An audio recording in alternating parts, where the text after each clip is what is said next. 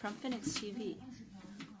And in the 20th optimized new measures, what are the specific requirements for conducting the AAT test, and also for the routine test, how it should be conducted, what are the frequencies, and also the venues for the conducting of such AAT test in the public places. We would like to give the floor to Shen Hongbin. Thank you for your question. As you know, that AAT test is an important instrument for early detection of the pandemic, and it is also the important precondition to assess the pandemic risk and for the taking of certain measures. No matter the 9th protocol or the 20 new measures, we have a very clear stipulation of the AAT test for routine testing and also for the test after the resurgence of the cases. We require that all the regions should, based on the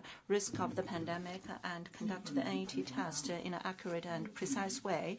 No imposition of the restrictions and no reduction of the testing should be conducted. Firstly, that is the routine AAT test. For those areas there's no pandemic, we should implement the AAT test for the risk positions and also the priority personnel. So we should implement the test for all those who should be tested to ensure the high quality AAT test with a standardized frequency. We shall not miss out anyone who should be tested, and we shall not expand the scope of the AAT test. And secondly, for those areas where there are resurgence of the cases, based on the size of the population and under the prerequisite of the epidemiological investigation, we need to know whether there are any risk of community transmission and whether there are clear infection source, and also whether there is a clarified transmission chain. Based on the size of the risk, based on the principle of classified and characterized approach, we need to identify the scope, frequency, and the priorities of the test group. If there are only sporadic infectors and a very clarified transmission chain, and there is no risk of community transmission, then we will not conduct a mass testing based on the administrative region. When there are risk of spreading, the local regions where there are resurgence of the test, based on the results of the assessment, the AAT test can be conducted on a daily basis. After 3 such daily AAT tests, after 3 days, another mass testing shall be conducted. If there is no community infections, then such mass testing can be suspended. And in those other regions where there are frequent visits by the infected and they have been staying there for a longer period of time, then such mass testing can be conducted in a specific region. In principle, daily AAT test, mass testing can be conducted, and after 3 times of such testing, if there is no community infections, such mass testing can be suspended. And thirdly, that is the requirements for the checking of AAT certificate in the public places. In order to effectively prevent the spreading of the pandemic, cross-region mobility personnel can take the trains and express railways, airplanes, and the buses with the AAT test within 48 hours, and they need to also conduct an arrival test according to the requirements of the locality that they have arrived. And also, if you want to live in a hotel or gain access to the tourism sceneries, the AAT test within 70 hours should be provided. For those vulnerable groups or infants below 3 years old, they shall be exempted from such AAT tests.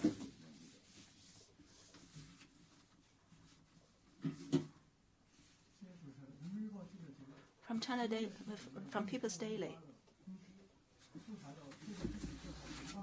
and on The 15th of November, Ministry of Culture and Tourism has issued the new COVID control policies. Can you please tell us what are the specific adjustments in this new policy? Thank you very much. MOCT on the 15th has issued the policy on further optimizing the COVID-19 responses and to do a better job in the Ministry of Culture and Tourism in a scientific and precise way, and the 4 areas have been emphasized. First of all, based on the tourism operation management, we have optimized the cross-provincial tourism policy based on the new zoning management. Such cross-provincial operation shall not be linked with risk zones. And secondly, we have optimized the AAT testing in the public places. And thirdly, for the personnel management, we need to optimize the AAT testing of the people working in this industry. And fourthly, we need to enhance our correction to the one-size-fits-all and arbitrary imposition of the restrictions. And while at the same time, we have very clarified requirements in the COVID-19 responses. And firstly, all the cultural and tourism department should conduct arrival test and try to guide all the passengers and the tourists to have AAT test on a voluntary basis. And secondly, we would require all the venues to conduct such COVID-19 responses based on the principle of limited amount of people, appointment, and staggered approach. And all the A-class tourism and the star tourism hotels will need to check the health code and 72 hours AAT test. And thirdly, we need to enhance the capabilities and accountabilities of such personnel. Thank you very much.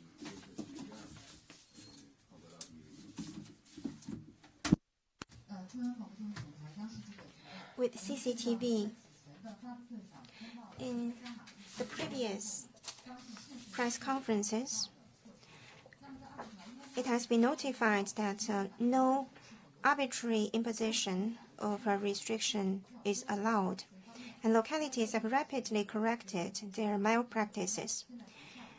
Do we see a decreased number of public complaints? What is the effect of the work of those who are dealing with the arbitrary imposition of restrictions? Mr. Shen Hongbin is taking the question. Thank you for your concern on the efforts. On the 11th of November, the optimization of prevention control measures have been adopted.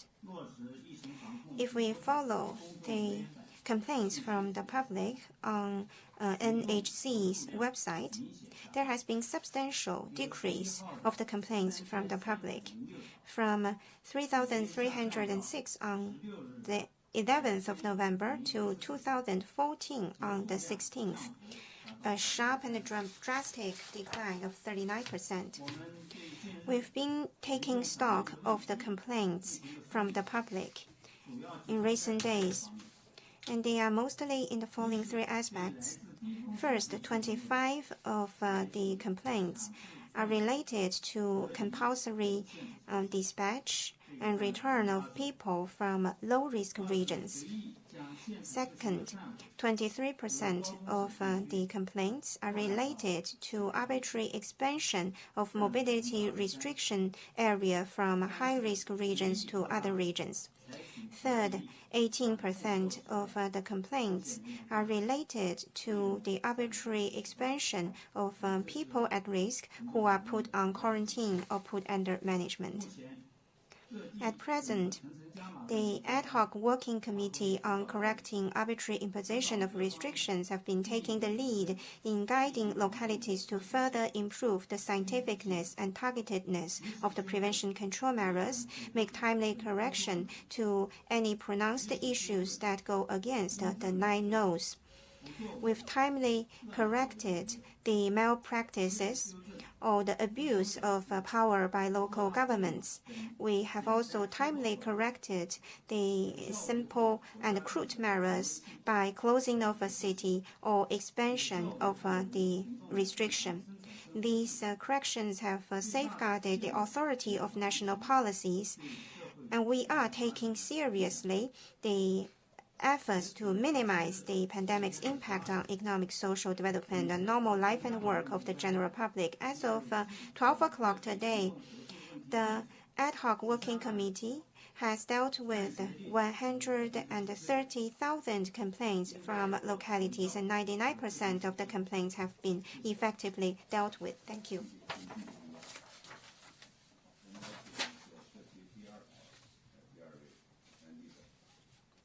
Next question, please. Thank you. With Xinhua News Agency,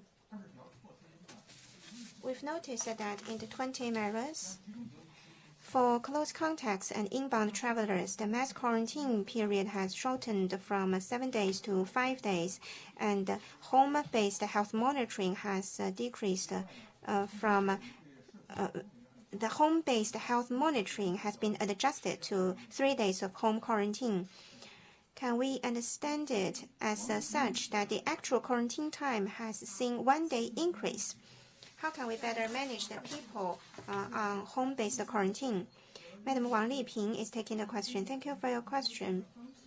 There has been an adjustment of our management of close contacts and inbound travelers, and this adjustment has been based on the practices and data from the implementation of the 9th version of the Prevention Control Protocol, and this adjustment has been in alignment with the general strategy of preventing imported cases of domestic resurgence and general principle of dynamic case clearing.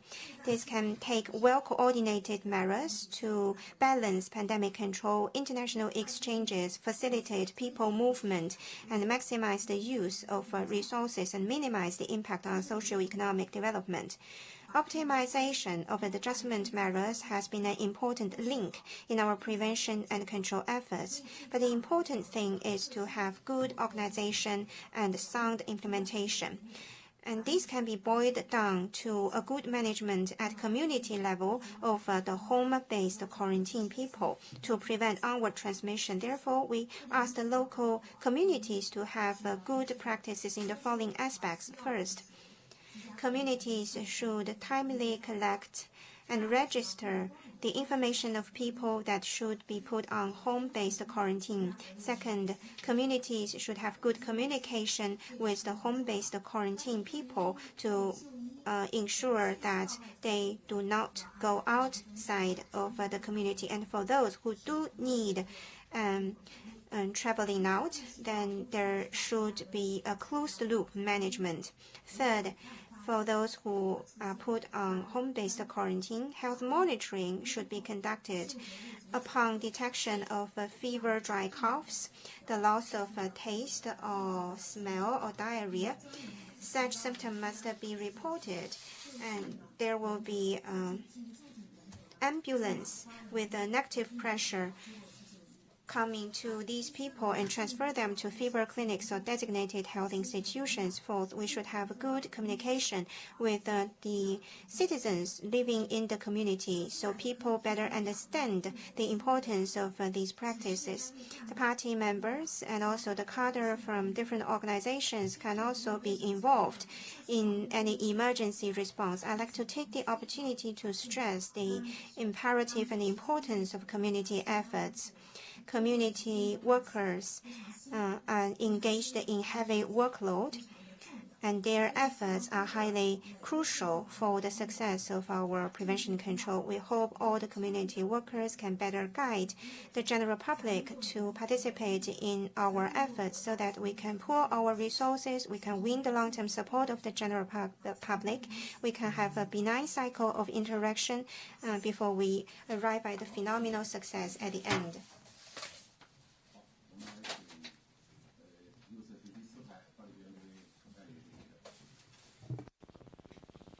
Foreign journalist, please. 我是彭博新闻社的记者，我有2个问题，我用英语问。First question is, cases are rising in many provinces, but testing requirements and quarantine restrictions are being eased. Is the government happy with this surge in cases, and do you plan to continue easing restrictions nationwide? And the second question is, when the German leader was here recently, he said that President Xi Jinping agreed to let foreigners in China have the BioNTech mRNA vaccine. Can you confirm that President Xi agreed this? When will this happen? And will you also approve the vaccine for Chinese people? Thank you. 好，请翻译一下问题。来自于彭博新闻社的记者，我有2个问题。第一个问题呢，是中国在放松了各种限制的情况下，如全员核酸和封锁措施都已放松的情况下，近期又有看到全国各地确诊数激增，那要怎么做到维持动态清零呢？中国政府是否觉得这种爆发是可以接受的呢？那我的第2个问题呢，是听说德国总理舒尔茨先生在访华时与习近平主席达成一致意见，那习近平主席说会放开复必泰的 mRNA 的疫苗供中国的群众以及外国来华人士使用。我想确认一下，习近平主席是有这样的说法吗？那复必泰的疫苗，德国生产的疫苗，什么时候可以为中国的民众所使用呢？谢谢。好，我们请沈宏斌先生。I'd like to invite Mr. Shen Hongbin to take the question. Thank you very much for your question. First question first. On 11th of November, the General Office of the Interagency Task Force issued 20 optimization measures, which is to supplement the 9th version of prevention control measures. So I have to say it is not relaxation of any restriction. It is not to resign ourselves. Rather, it is aimed at improving the scientificness and preciseness of our prevention control to maximize the protection of people's life and health and minimize the impact of the pandemic on socio-economic development. The general requirement of the 20 measures is to ensure the pandemic can be controlled, the economy can be stabilized, and we can have safe development. We will see that we can bring the pandemic under control and we can provide safeguards to people's life, health, and work. And second question on the choices of vaccines. We need to have comprehensive consideration of the efficacy, scientificness, accessibility, and affordability of any vaccine. The use and recommendation of medicines will be based on laws and science. Relevant departments are accelerating their efforts in the acceleration of vaccination. Once this protocol is decided, it will be informed. The general public will be informed in a timely manner. Thank you.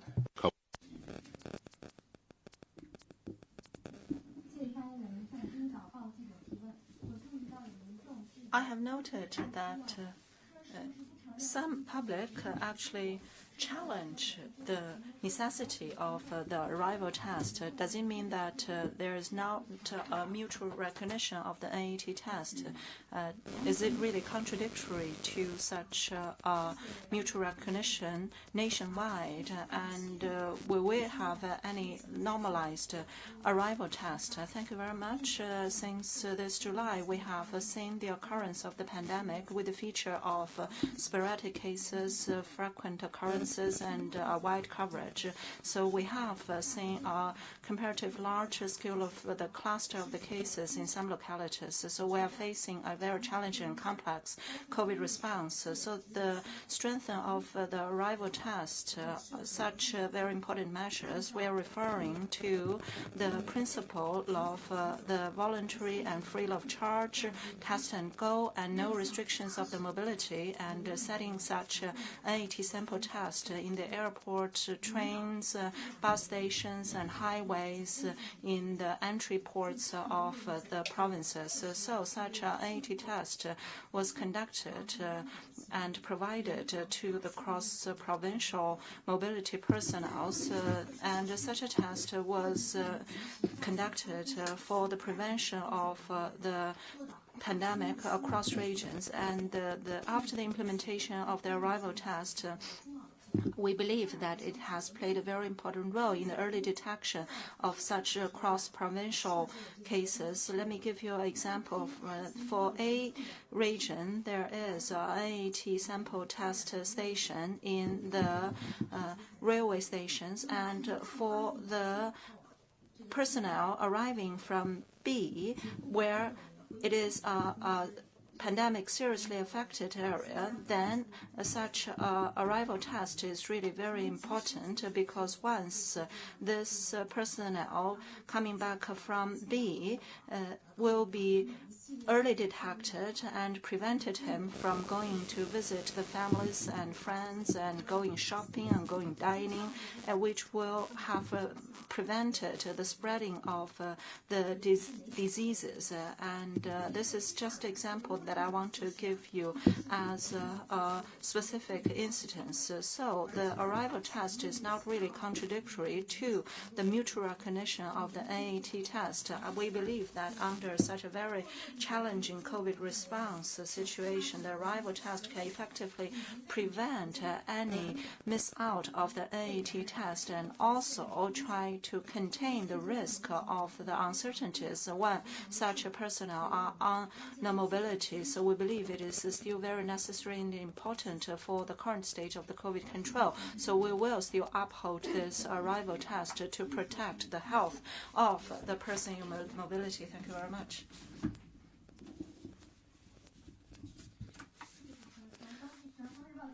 From Southern Daily, the 20 new measures said that yearly we will not conduct mass testing based on the administrative regions, only under the prerequisite of unclear infection source and transmission chain. Then there is a very long time of the transmission in the community, then there probably is a necessity to conduct the mass testing. So after issuance of the 20 new measures, some localities has reduced the NAT testing stations. So when there is no mass testing, however, NAT test is required, how can we resolve this supply-demand controversies? Indeed, that only when there is an unclear source of infection and transmission chain, and there is no clear evidence of the community transmission, we will conduct mass testing, and the mass testing will give the requirement of no household and no individual should be left out, and it is organized in a way that the citizens is obliged to be part of the testing. And based on such a testing, we would also take a very accurate and precise approach on the way that the sample shall be collected. As mentioned by my colleague, for the high-risk regions, the NAT test should be provided to the ball steps, and sometimes it is individual testing, sometimes it is a testing based on each and every household. And for some other community testing, the 10 mixed samples can be put together. Well, for the layout of the NAT stations, it is part of the umbrella of the arrangement of the routine COVID response in order to provide convenience for the groups who volunteered to have themselves tested or to test those who should be tested. And for this part of the arrangement, we have made adjustments. First of all, we need to scientifically and accurately optimize the layout of the testing sites, and such a zoning approach should be arranged to cover the groups that we serve. And also, secondly, we need to issue such NAT testing station information in the community and set up and optimize e-map and make upgradations on a frequent basis to provide the convenience for the public. And fourthly, we need to reasonably arrange the time and optimize the shift of the personnel who take the tests. And fourthly, we need to monitor the supply and demand of the NAT testing stations, targeting on the community and the venues where it is densely populated and with a high mobility of the personnel. We can add more NAT testing stations and also add more personnel for taking the samples so as to provide a better sampling service for the public.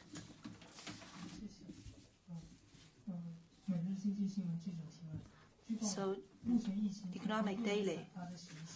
Currently, the sporadic flare-up nationwide is related to the pandemic spreading in some localities. So, the State Council Interagency Task Force, do you have any requirements of such spreading? And how can you just coordinate the evacuation of the stranded personnel so as to effectively prevent the spreading of the pandemic? How can we just to prevent the coloring of the health code for the ones who are sent back?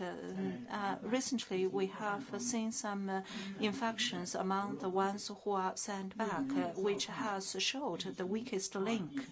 In this regard, we haven't really effectively controlled the transmission spreading in a cross-region basis. The State Council Interagency Task Force has a very clear requirement for the cross-region pandemic spreading. First of all, for those regions where pandemic is not effectively controlled, the primary responsibility shall be undertaken in the prevention of the pandemic spreading, and the accountability of each and every agencies and department should be clarified, and the working procedures should also be clarified. Accurate zoning of the risk regions shall be conducted, and the filtering of the risk personnel and risk spots should be clarified, and the measures shall be taken, like checking the health barcode and the NAT testings for those personnel leaving the risk regions, and to prevent those illegal transportation of such personnel out of the provinces. So we also need to collaborate with the destination so as to send the information of the personnel coming out of the risk regions. And secondly, for those areas where there's no pandemic but there is a high risk of spillover, we need to move forward of such risk control. And for those who are from high-risk area, they should voluntarily notify with the local community, and the community should proactively filter the registrations, and 2 times NAT test within 3 days with 20 hours interval should be conducted, and all the regions should conduct assessment of the results, and control measures should be imposed on the high-risk personnel. So in the 20 new measures, it is required that all the regions need to, in a orderly and characterized way, to do a better job in the evacuation of the stranded, and for the regions where there are more people stranded, we need to formulate the evacuation plan and to enhance the information collaboration, coordination, cooperation with the destination so as to effectively prevent the spreading of the pandemic. And the destination should not refuse to accept the stranded personnel and try to manage well of the person who are from the high-risk regions. We need to avoid the spreading of the pandemic, but we cannot impose the coloring. With China News Review from Hong Kong. In the last 2 days, the adoption of the policy for the coupling inter-provincial travel operation with the risk region management, and this has been very much under limelight. What are the specific content of this policy? What are the considerations of the policy adjustment? Mr. Li Xiaoyong is taking the question. After the policy notice has been circulated, The optimization of inter-provincial travel management policy has been at the limelight of the media. It has three aspects. First, the management of risk regions is not correlated with the inter-provincial travel operation management. Second, NAT testing result is requested upon arrival.